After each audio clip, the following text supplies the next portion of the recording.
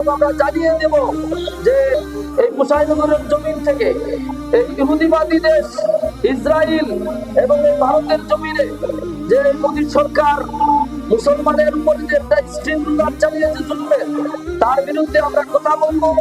এবং আজকের এই মাহফিলে আল্লাহ পাক রব্বুল আলামিন আমাদেরকে আসার এবং বোঝার তৌফিক আল্লাহ পাক রব্বুল আলামিন দান করেছে। আল্লাহ সুবহানাহু ওয়া তাআলার দরবারে আমরা প্রত্যেকে শুকরিয়া আদায় করি, বলি আলহামদুলিল্লাহ। আরো শুকরিয়া আদায় করি সেই সর্বশ্রেষ্ঠ নবীর সর্বশ্রেষ্ঠ উম্মত আমরা হইতে পারছি। আল্লাহর দরবারে আমরা আবারও শুকরিয়া আদায় করি, আলহামদুলিল্লাহ। আজকের এই মুসলমানের দুর্দিনে, আজকে পৃথিবীর আনাচে কানাচে মুসলমানের আজকের এই যে করুণ একটা পরিস্থিতি, যে ফিলিস্তিনের জমিনের মধ্যে আজকে ইসরায়েল বাহিনী, এই ইহুদি বাহিনী মুসলমানের উপর অত্যাচার এবং অবিচার এবং জুলুমের যে স্টিমুলার চালিয়েছে, এবং আমাদের এই পার্শ্ববর্তী রাষ্ট্র ভারতের জমিনের মধ্যে এই মুসলমানকে যে নিধনের একটা চেষ্টা চালাচ্ছে এবং এই মুসলমানকে প্রতিটা দিন হত্যা যজ্ঞ চালিয়ে যাচ্ছে, এবং আজকে পৃথিবীর অন্যান্য রাষ্ট্রগুলোর মধ্যে মুসলমানের একটা দুর্দিন যে অবস্থা যাচ্ছে, এই পরিস্থিতির মধ্যে আজকের এই হুসাইনগর বাজার সংলগ্ন মাঠে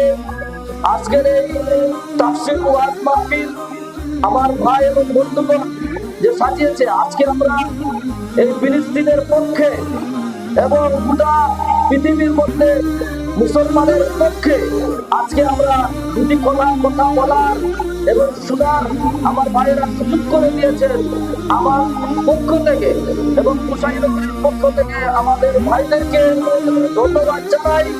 এই কঠিন একটা পরিস্থিতির মধ্যে আমরা আমাদেরকে আলোচনা করার এবং আচরণ শোনার তৌফিক আল্লাহ পাক রব্বুল আলামিন দান করেছেন।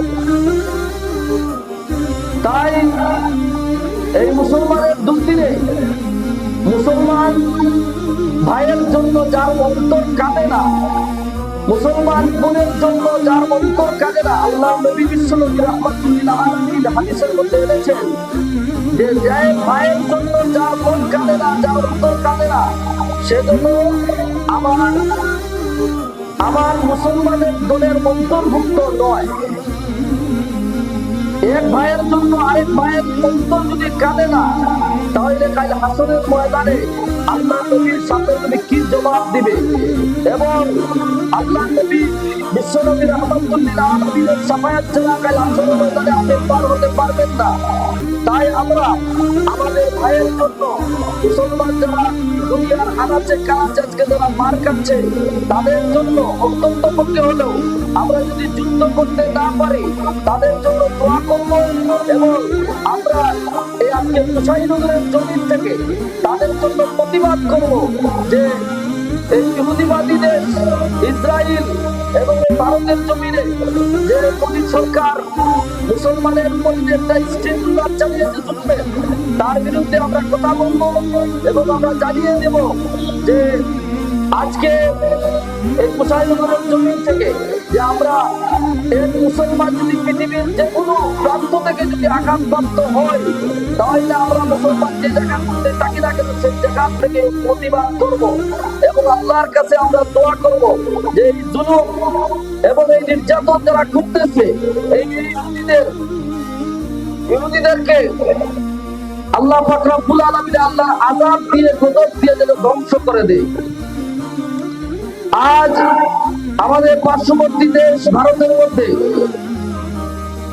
যে মুসলমানদের উপরে যে জুলুম এবং নির্যাতন চালিয়ে যাচ্ছে, এই মুসলমানদের উপরে তাদের সংসদের মধ্যে আইন পাস করেছে ওয়াকফ বিল নিয়ে।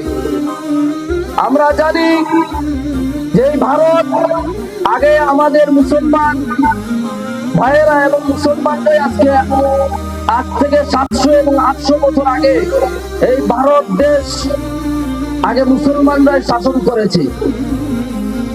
এই ভারতের ইতিহাস যদি আমরা খুঁজতে তালাশ করি এবং খুঁজি, তাহলে আমরা দেখতে পাই এই ভারতের মধ্যে অনেক অলিগণ আউলিয়াগণ এই ভারতের জমিনের মধ্যে এসেছে।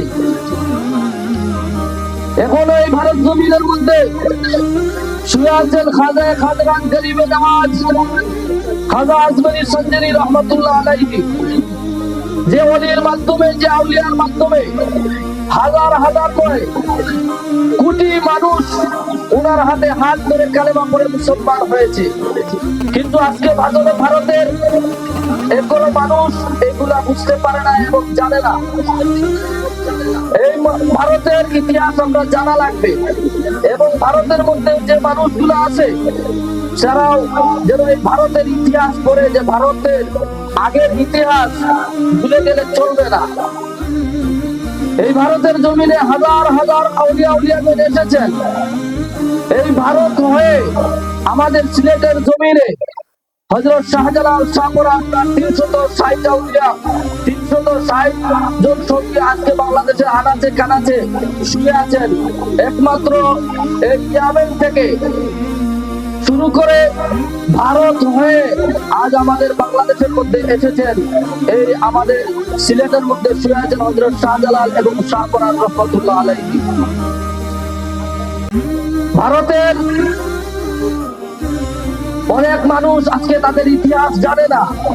700 থেকে 800 বছর আগে এই ভারত শাসন করেছে আমাদের মুসলমানরা। তাই ইতিহাস ভুলে গেলে চলবে না, ইতিহাস প্রত্যেককে স্মরণ করিয়ে দিতে চাই। তাই এই ভারতের মধ্যে হাজার হাজার বছর আগে এই ভারত জমিনের মধ্যে মুসলমানরা শাসন করেছে। আজও যারা আল্লাহ পাক রব্বুল আলামিন এই চেয়ারের ক্ষমতা